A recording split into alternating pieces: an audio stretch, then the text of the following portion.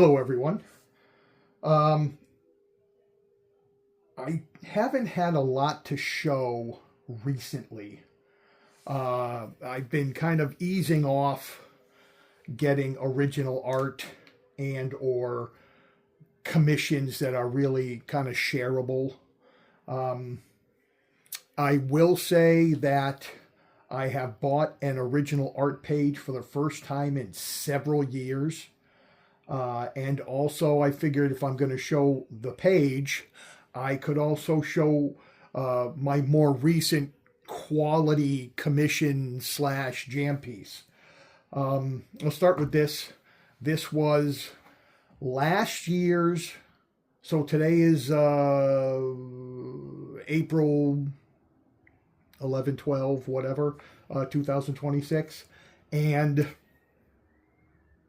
um, last February, a friend of mine and I went to the OAX, the Original Art Expo in Orlando. Um, and I figured, what the heck? I'll bring some stuff. I mean, there's a lot of higher end artists that I'm just not comfortable paying what they want. But a lot of people now are doing what they consider remarks, which are smaller quality pieces, whereas a remark when it first started was kind of like a line drawing on like the corner of a comic book. Now it's to the point where the remarks are the kind of the entry level version of these guys' art, and you can at some point work something off of that. So when I got there, I was really interested in looking at the original art booths. I mean, the amount of really high end art, 20, 30,000 plus dollars a page from Silver Age and even before that was crazy. It really was. But anyway, I was looking at the David Finch line, and it only had like a couple people in it. So I went up there, and he had a 15-minute option, which is his version of a remark. And I believe it was 150 last year. And, everybody has their lines of how much they'll spend per artist, per figure, per size. But I figured, what the heck, I'll see if I could start a jam piece. And in order to start it, I got to have a central character or general idea. I mean, just throwing stuff willy-nilly on a page just seems kind of prone to disaster if it doesn't come out right. And then even though you have art from people you choose, did you waste your money, so to speak, or spend it unwisely without having a plan going in? So anyway, I figured I'd start in the middle. And so I got the David Finch 15-minute, $150, and that was the Peter Parker, half Peter, half Spidey. Really nice, really nice. And he went longer than 15 minutes, but he's also a pleasure to talk to, and just watching him. And this is considered a remark. Now, this is an 11 by 17 piece of board, and I always bring several with me when I go to shows just in case. So that happened at the show. I then started trying to figure out who else I wanted and what I wanted to afford. And so in the end, I went to a local guy from my area, Andy Fish. He and his wife, live in the Boston area. I live in Western Mass. I had been to shows where they have been. I asked him to do a spider web in the corner here. Now, I know it's not a character, but in a way it could be. And then I asked his wife, Veronica, to do a classic Gwen Stacy. So, and I just left. And I was thinking in terms of a spider web, one that had many more openings in between the webbing, I don't know what you call, the short lines, the long lines, things like that. And this thing really grew on me over or call it the 6 months after I got it done. At first I was like, oh, okay, thanks, And then the more I looked at it, the more I saw how much effort was put into it. And I also had him, dangle the spider down, which ended up becoming part of the title. So I ended up liking it more and more and more. And I think that is perfect for a commission type thing. Getting what you ask for and being satisfied with it is great, but being able to appreciate it even more so as time goes on, that's like a commission that keeps on giving. So I had those done, this, and this. And then I went around the corner and I saw Mike McCone. And I asked Mike McCone, he was doing remarks as well, and this is the remark size, to add a J. Jonah Jameson, pardon me. And it came out great, just how I wanted it. Movie-wise, when I think of J. Jonah, I think of, oh God, help me.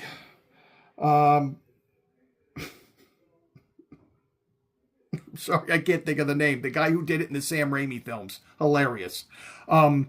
But this is a little craggier.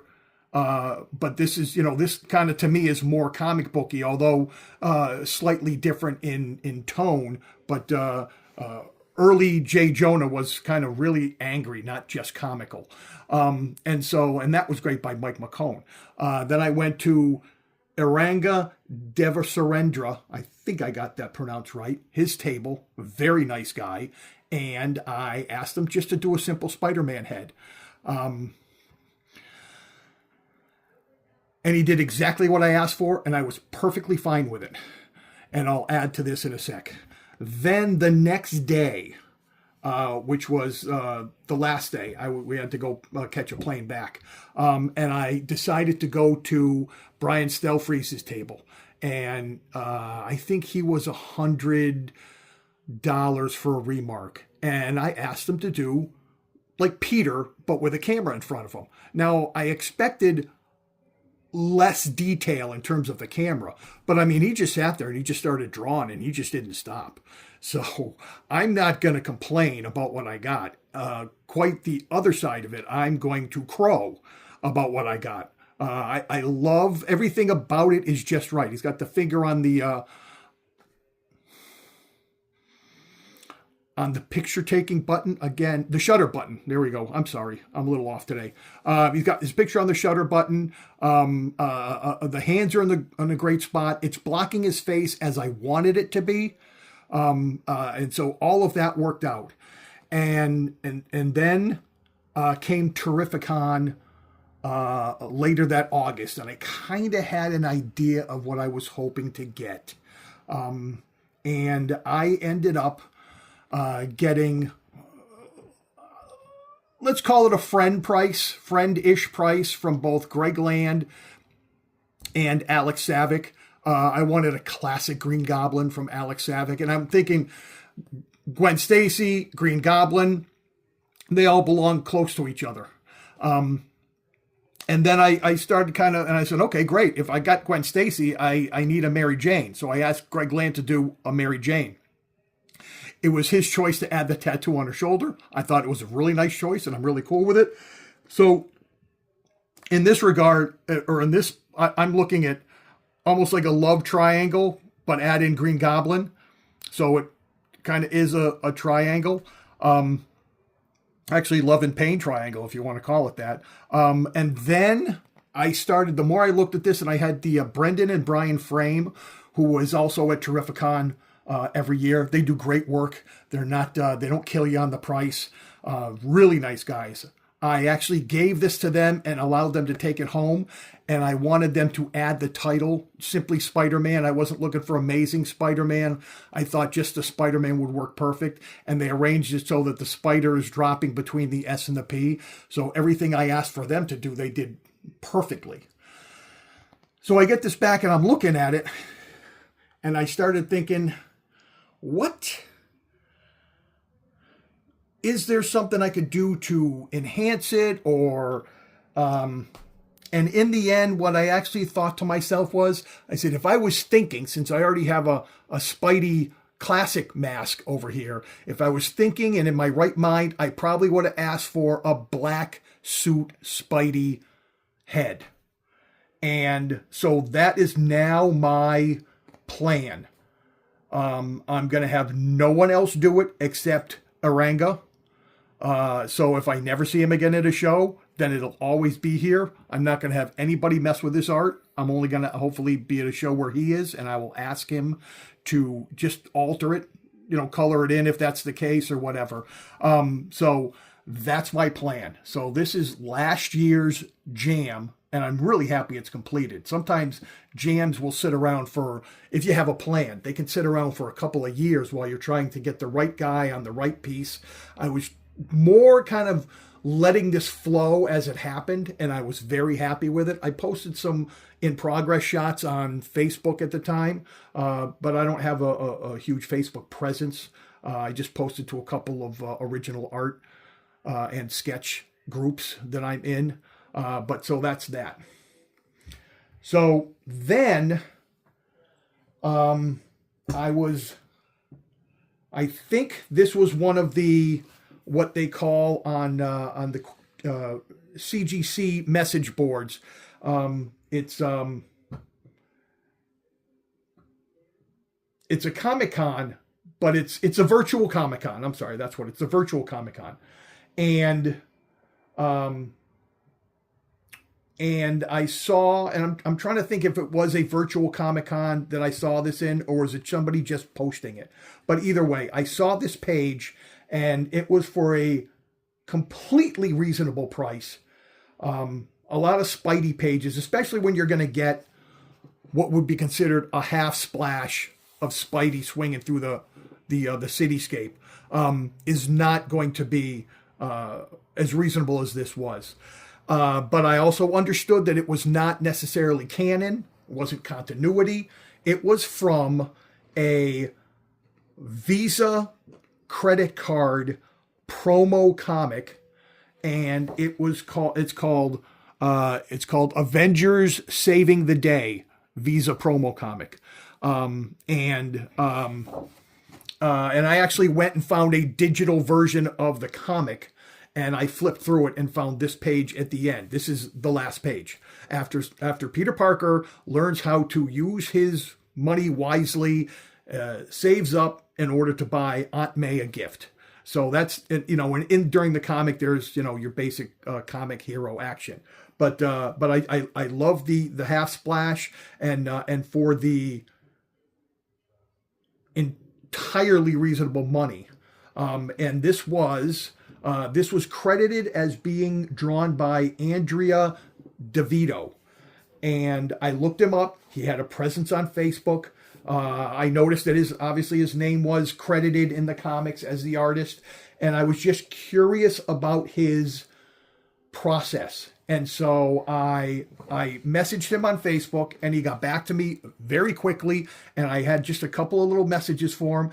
And I asked him how or if they're his pencils and his inks, and is it all on the same page? And what he said was that he does the pencils digitally, and then he transfers them after resizing them to fit the board. He transfers them to an artboard. So that's where we get the blue lines. You can see the blue lines here. Okay, that's his original digital pencils. And then he will ink the whole thing by hand. So this is one page. There is not another pencil page out there. These are his digital pencils that are transferred and enlarged to fit the board, and then where he then inks them by hand. So I have no issues with that. Usually I don't like just the inked page. I would prefer a pencil page if it's only one or the other, but I would generally prefer one of the older pages that are actually passed from penciler to inker to letterer, if possible. I have a couple where I have both the penciled and ink versions of Star Trek pages I had gotten. And and I also have a pencils only of a Barry Kitson Spider-Man page. But to have a page that is digitally rendered in pencil and then transferred onto an artboard after being properly resized and then inked, that is pretty much as good as I'm going to get these days. I was hoping you guys would be interested in this. I hope you are. If you're into jams or going to start a jam, you can do it the way I did it, which is kind of have a general idea and work around it. Or you can always go with an artist and see if he will do a layout if you have an idea. I always suggest Brendan and Brian Frame, Fraim. They're always reasonable. I have I have several pieces by them. One 2-page spread of a jam where they laid out everything. And so it's always, if you have an idea, get a layout. And if you have like a loose plan, just make sure you know where things are generally going to go and how it's always, or how it's going to fit when you're done. Don't mean to ramble. I do that sometimes. I appreciate you watching. I hope you enjoyed the pieces and have a good day.